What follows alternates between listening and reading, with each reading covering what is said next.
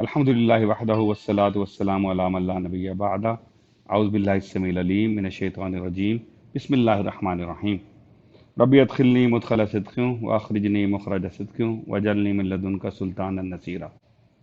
Training, یہ training اگر اس علم کی روشنی میں، اس علم کے تحت ہوگی جو اللہ نے بھیجا ہے تو بارآور ہوگی، اس سے ڈیویٹ ہو کے ہوگی تو فساد کا باعث بنے گی۔ اب یہ پولیٹیکل بات آ جائے گی، میں کہہ دوں اسی لیے جہاں اسلام میں تشدد آیا وہ اسی لیے آیا کہ جہاد کے نام پہ تشدد کیا گیا۔ جہاد کی ڈیفینیشن لی گئی ایک لوکل استاد سے۔ جہاد کی ڈیفینیشن آپ لوکل استاد سے تو نہیں لے سکتے نا، جہاد کی ڈیفینیشن تو آپ کو اللہ اور اللہ کے رسول سے لینی پڑے گی۔ تو اگر کفار مکہ کے خلاف جہاد کے دوران جنہوں نے زندگی جیرن کر کے رکھی، صحابیوں کو شہید کیا، 2 دفعہ ہجرت پہ مجبور کیا، معاہدے توڑے، رسول اللہ کے صلی اللہ علیہ وآلہ وسلم چچا کو شہید کیا، اگر ان کے خلاف جہاد میں عورتیں، بچے، درخت، فصلیں محفوظ تھیں تو کسی اور جہاد میں یہ سب چیزیں غیر محفوظ کیسے ہو سکتی ہیں؟ اگر غیر محفوظ ہیں تو وہ جہاد نہیں ہے، باقی جو کچھ بھی ہو۔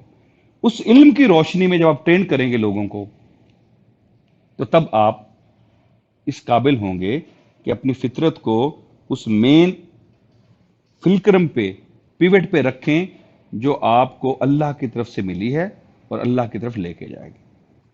تیسری چیز، اب یہ کہنے کو کارپوریٹ ورلڈ کی ٹرمنالوجی ہے لیکن اللہ بھی یہی فرماتے ہیں، وہ ہے اسپرٹ آف کنٹینیوس امپرومنٹ۔ آپ نے مسلسل خود کو امپروو کرنا ہے۔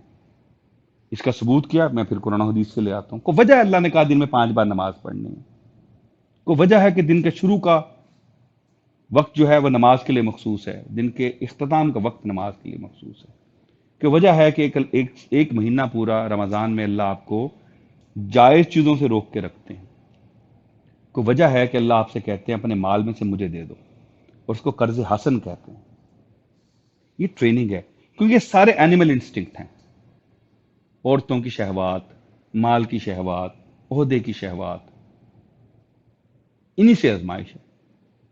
قناطیر المقنطرہ، سونے چاندی کے ڈھیر انسان کو اچھے لگتے ہیں۔ حمدۃ اللمزہ، چیزیں اکٹھی کرتا ہے، لان تان کرتا ہے۔ جمع مالہ عددہ، مال جمع کرتا ہے پھر اس کو کاؤنٹ کرتا رہتا ہے۔ تکاثر، حرص ہے اس کو زیادہ سے زیادہ کی۔ یہ سارے ہمارے اینیمل انسٹنکٹ ہیں، اللہ نے بتا دی ان سے بچنا، کہہ نہیں دیا، صرف دوا بھی دے دی۔ ہمیں انفیکشن ہوتی ہے، ڈاکٹر کہتا ہے یہ دوائی کھائیں 5 دن، اور اگر اس سے پیٹ خراب ہونے لگے دوسری دوائی لے لیں۔ یوں ہی اللہ نے پورا بنا کے بھیجا۔ تو اسپرٹ آف کنٹینیوس امپروومنٹ کیوں چاہیے؟ 2 ریزنز پہ۔ ایک تو جو میرا بیسک تھیسس ہے، ہم اس امتحان میں آزاد نہیں ہیں، دشمن پھر رہا ہے کھلا، شیطان، اور وہ ہمیں وہاں سے دیکھتا ہے جہاں سے ہم اسے نہیں دیکھتے۔ اس سے بچنا پڑے گا۔ وہ اپنے جو اوزار ہیں وہ تیز کرتا رہتا ہے، وہ وقت کے ساتھ کند نہیں کرتا، اپنے اوزار بڑھاتا چلا جاتا ہے۔ ہمیں بھی بڑھانے پڑیں گے۔ ہر لمحے اس کے پاس ایک نیا ٹول ہے، ہمیں بھی شارپن کرنا پڑے گا۔ سہولت صرف یہ ہے کہ ہمیں اپنی صلاحیت کو اس قابل کرنے میں کہ ہماری جو فطرت ہے اس کو شیطان خارجی حملے سے متاثر نہ کر دے۔ جو محنت کرنی ہے وہ اللہ نے بنا کے بھیج دی ہوئی ہے۔ اگر ہم نمازیں پڑھتے رہیں، روزے رکھتے رہیں، زکوٰۃ دیتے رہیں، انسانوں کے حقوق کا خیال رکھتے رہیں، ہم تیار ہیں۔ تو اسپرٹ آف کنٹینیوس امپروومنٹ یہ نہیں ہوگا کہ آپ کہیں یار الحمدللہ آج تو میں بس پاس ہو گیا۔ کہاں سے آیا؟ یؤمنو حتی یأتیک الیقین، قرآن کی آیت ہے، ایمان لاؤ یہاں تک کہ یقین کو پہنچو۔ ابن عباس رضی اللہ تعالیٰ عنہ سے کس نے پوچھا کہ اس یقین کا کیا مراد ہے؟ فرمایا موت، موت تک۔ موت سے پہلے کسی چیز کی کوئی گارنٹی نہیں۔ اس سے مجھے ضمنی بات یاد آ گئی، شہید کو شہید کہنے کی ایک وجہ غالباً یہ بھی ہے کہ وہ جان آفرین سے کے سپرد کرنے سے ایک لمحہ پیشتر دیکھ لیتا ہے اس کو جس کے لیے وہ جان جان آفرین کے لیے سپرد کرتا ہے. دیکھنا شہادت کو کہتے ہیں، غالباً اس لیے شہید کہتے ہیں. تو فطرت نیک ہے ہماری، ہمارا اینیمل انسٹنکٹ اور شیطان، ان کا کمبینیشن ہمیں سے ڈیویٹ کرتا ہے. علم،